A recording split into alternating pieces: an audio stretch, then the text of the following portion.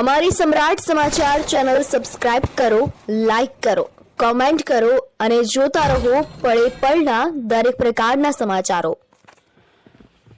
તળાજા તાલુકાના પાદરગઢ ગામના યુવાન પર 2 દિવસ અગાઉ થયેલ જીવલેણ હુમલો થયો હતો અને ઈજાગ્રસ્તને હોસ્પિટલ ખસેડાયા હતા। ઈજાગ્રસ્ત ફરિયાદીએ ભગુડા અને પાદરી ગામના શખ્સો વિરુદ્ધ દાઠા પોલીસ મથકમાં ફરિયાદ આપી હતી। દાઠા પોલીસે તાત્કાલિકના ધોરણે આરોપીને ઝડપી લીધા હતા।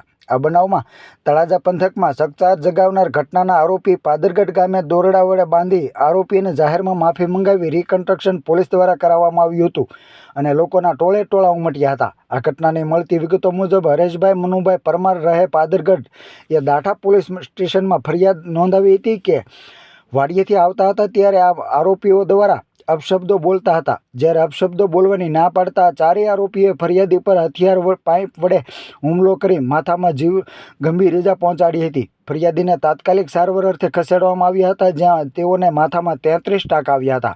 પીઆઈ સહિતના પોલીસ કાફલાએ ચારેય આરોપીને ઝડપી પાદરગઢ ગામે લાવી દોરડાથી બાંધી રિકન્સ્ટ્રક્શન કરવામાં આવ્યું હતું। પોલીસે આરોપીને જાહેરમાં માફી મંગાવી હતી।